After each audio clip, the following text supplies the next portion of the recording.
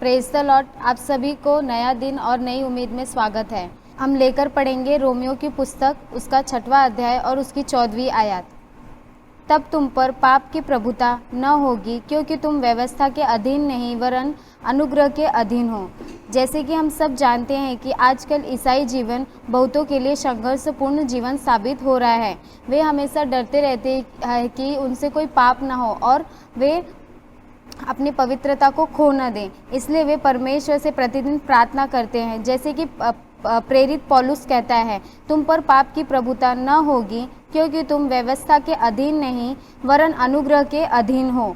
जब आप अपना हृदय को परमेश्वर के लिए समर्पण करते हो तो परमेश्वर आपके हृदय में कार्य करता है और वह आपको प्रतिदिन अपनी अनुग्रह में चलाता है। परमेश्वर हम पर दया करके हमें अपने अनुग्रह में चलाए रहता है। साथ ही जब हम प्रार्थना करते हैं तो हमारा जीवन एक अनुशासित जीवन होना चाहिए। प्रतिदिन हमें नियमित रूप से प्रार्थना करना चाहिए, वचनों को पढ़ना चाहिए और वचनों में क्या लिखा है उसे हमें मनन करना चाहिए। यदि आप प्रभु के लिए भयंकर रूप से जल रहे हो तो शैतान आप पर नियंत्रण नहीं कर सकता, क्योंकि आपका प्राथमिक जीवन बहुत ही मजबूत होता है। प्रार्थना जीवन की कमी से हमारे शरीर में दुर्बलताएं भी आती है और हमारे कैरेक्टर में भी चेंजेस होता है, हमारे बिहेवियर में चेंजेस होता है। जैसे कि हम अपनी 30 आयत में, मुझे समझ दे तब मैं तेरी व्यवस्था को पकड़े रहूँगा और पूर्ण मन से उस पर चलूँगा।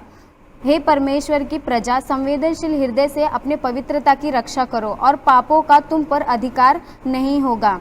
हम अंतिम के एक वचन को पढ़ेंगे, जैसे कि पत्रस की पत्रिका 1 उसका 1 अध्याय उसकी 15वीं आयत। पर जैसा तुम्हारा बुलाने वाला पवित्र है, वैसे ही तुम्हें भी अपने सारे चाल चलन में पवित्र होना है। इसी प्रकार परमेश्वर ने हमें कहा है कि हमारा चाल चलन परमेश्वर के जरिए पवित्र होना है। आइए हम प्रार्थना करेंगे। सर्वशक्तिमान यीशु मसीह, अनुग्रह के युग के परमेश्वर, हम आपकी प्रार्थना करते हैं पिता। हम अनेक भागों के लिए आपसे प्रार्थना करते हैं पिता। जैसे कि आपने परमेश्वर वचनों के द्वारा हमें कहा है परमेश्वर कि पाप का तुम पर प्रभुता न होगा, क्योंकि तुम व्यवस्था के अधीन नहीं वरन अनुग्रह के अधीन हो। इसी प्रकार परमेश्वर, अनुग्रह के युग का तो पिता है परमेश्वर, अपनी अनुग्रह हम पर कर। हमें अपने चाल चलन में परमेश्वर तू अच्छे से चला पिता। हर एक परमेश्वर पाप को अंगीकार करने के लिए तू सामर्थ और बुद्धि ही को दे परमेश्वर, समझ की आत्मा को दे। किस प्रकार हमें अनुग्रह के युग में चलना है, उस बातों को परमेश्वर तू हमें सिखला।